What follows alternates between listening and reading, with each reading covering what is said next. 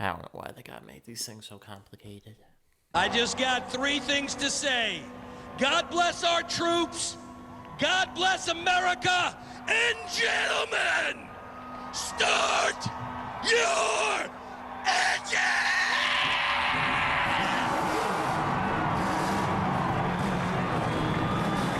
What's up, everybody? My name is Mitchell Brewer, and this is Black Cat Sports. And today, NASCAR released their format for the 2021 NASCAR All-Star Race, which will take place at Texas Motor Speedway for the first time this year. And it's a mess. I'm not gonna lie. It's a lot, and you and me watching this, we're gonna get through this together and try to figure it out as best as we can. So, first off, there's going to be a old Western theme to it, which I'm sure will draw in a lot of fans to the All-Star Race with that good old Western theme.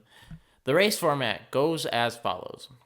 The race will feature 6 rounds, not 1, not 2, not 3, 6, totaling 100 laps.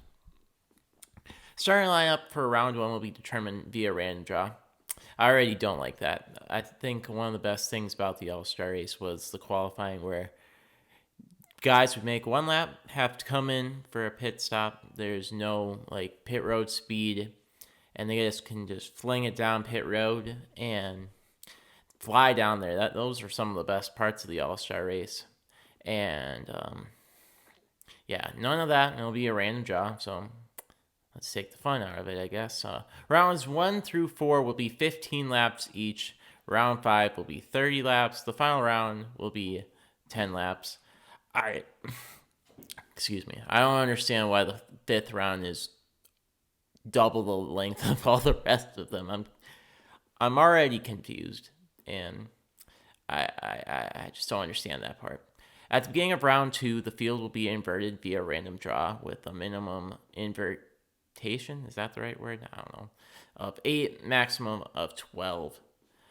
The round 2 random draw will also be seen by fans attending the race on the Big Hoss TV. Shout out to the Big Hoss TV at Texas Motor Speedway.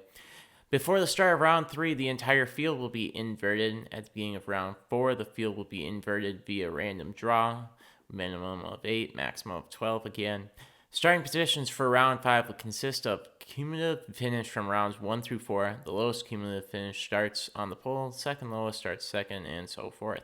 All cars must enter pit road for a mandatory 4-tire pit stop during round 5. The starting positions for the final round are set by the finishing positions of round 5. Only green flag laps will count. The fastest team on pit road during the mandatory pit stop will earn $100,000. That's kind of cool. I like that. I appreciate that. Kind of a nod back to the old pit road competition that they used to have in Charlotte. I like that. That's probably the only thing I like about this, to be honest. And the race winner will, of course, win $1 million. From a technical side, all elements of the cars will remain the same except for the taper spacer, which will be 57/64. Listen, I'm going to be very honest with you, and I'm probably going to be a little more harsh than usual. I'm not a big all-star event guy. I think that all-star events are kind of pointless. I think the only sport that really does it well is the NBA, and it's not even because of their all-star game. I like the fact that they have separate talent competitions going on right alongside of it, and they're as big as the all-star game. I think people, at least I get more hyped about the slam dunk contest and what Zach LaVine's going to do than what's going to happen in the actual all-star game. And yeah, the NFL does something similar to that too, but they never really hyped it up as much as the actual pro ball. But yeah, I'm not a big fan of all-star competitions because there's no incentive. I get there's $1 million on the line for this NASCAR race, and I don't know. It's just not anything that's ever really that appealing to me. And they try too hard with it. And I'll give NASCAR credit. They try to do something different each and every year.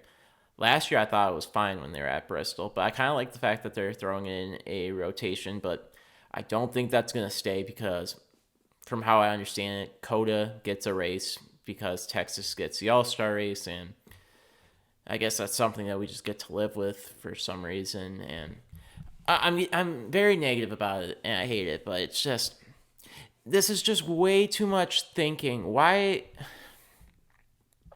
How many inverts are there? There's 1, 2, 3. There's 3 inverts in a 100-lap race in 6 rounds. Why has it got to be that convoluted?